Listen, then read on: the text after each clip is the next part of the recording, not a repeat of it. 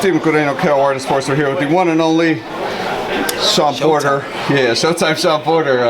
Man, how was Acapulco, man? You got a nice little tan going. I got it, yeah, man. And I went out there, man. I was on a little bit of a mission and came back feeling really successful about, some of the things I wanted to do while I was down there. That's awesome, man. Number one was being able to speak on the panel, and they gave me that opportunity, and that went really well.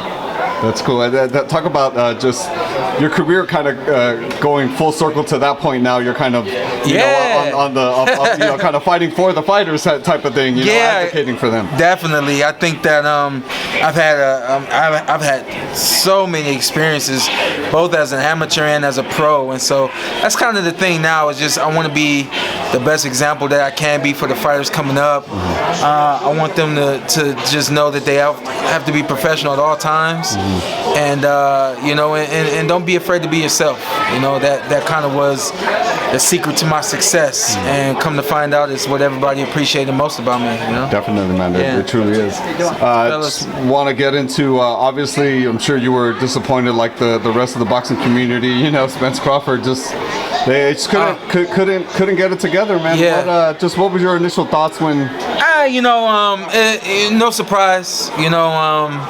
It just, really? I think that's going to be a hard one to really get done because it has to be quote unquote done the right way. And I can't really go into detail about what that really means, but I just knew that this first time around it just wasn't being done the best way it could be done. So is that it? I mean, should fans kind of maybe move on from that? And I think we are gonna move on until it happens, and I think that it does eventually happen.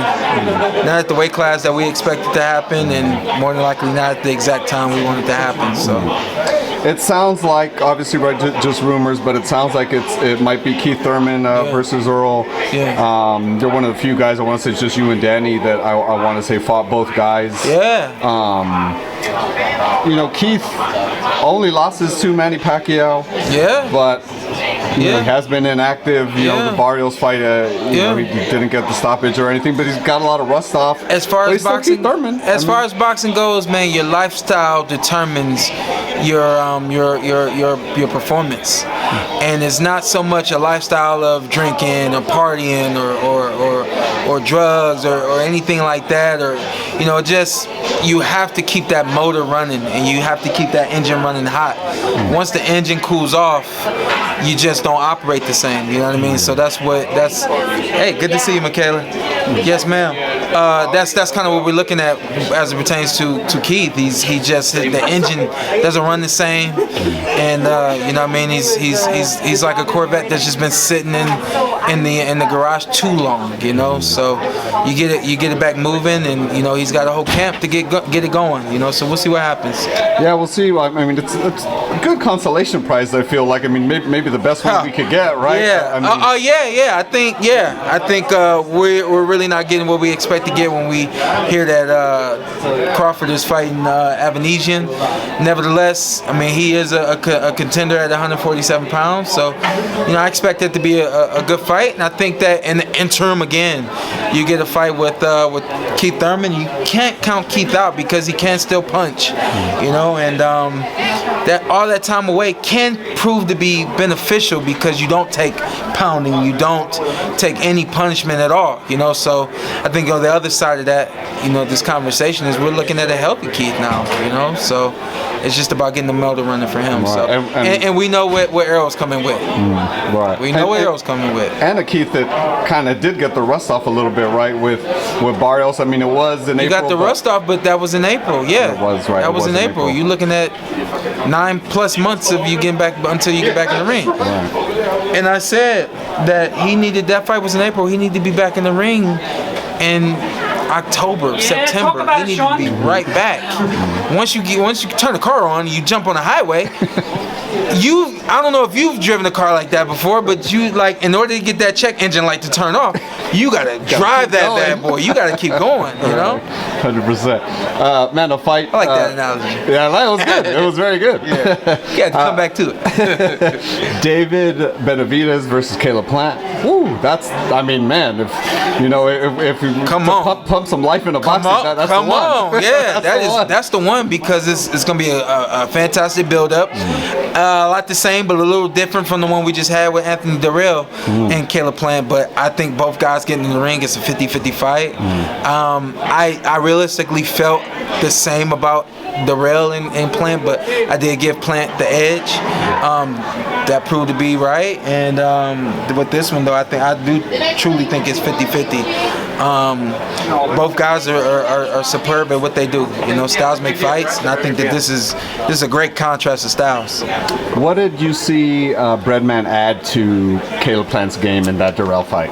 Breadman was able to really control Caleb. I think number one, Caleb really has grown up. I think 2 years ago, at least, everything that was done and said before the fight would have showed up in the ring for Caleb. I think Caleb was really able to manage his emotions, manage his psyche, and then on the other side of that, when you have a coach who's also pushing you in the right direction, it only keeps you focused and keeps you steered on the right path. You know what I mean? So I think that both those guys, Plant and Breadman, I think both those guys did a terrific job. Doe camp. Does that make it the 50-50 fight that you were saying? Well, the fact that yeah. Kind of the improvements? Yeah, I mean, because I feel like a couple years ago, a lot of people were telling me David. Well, I do. I think that seeing him, that power show up the way that it did, seeing him be as sharp as he was, and the experience that he has coming out of the fight with Canelo, I think that you grow from fights like that. You know what I mean? So whereas I thought it was 50-50, I think that you realistically could say, hey, Caleb wins, or hey, Benavidez wins, but I think that now it truly is just 50-50 right down the middle. Right. And just last thing, just more, not even a question, more just of a thank you, man. I feel like a lot of people are getting a lot from your kind of positive messages at the end of the podcast and things like that. Yeah. And what's the response you've gotten that from fans and fighters alike? That's what I've gotten. What I was doing was one day committed to the motivational. We were doing motivational Mondays. I kind of switched it up, and instead of doing one a month, I just tried to do a little something at the end of it.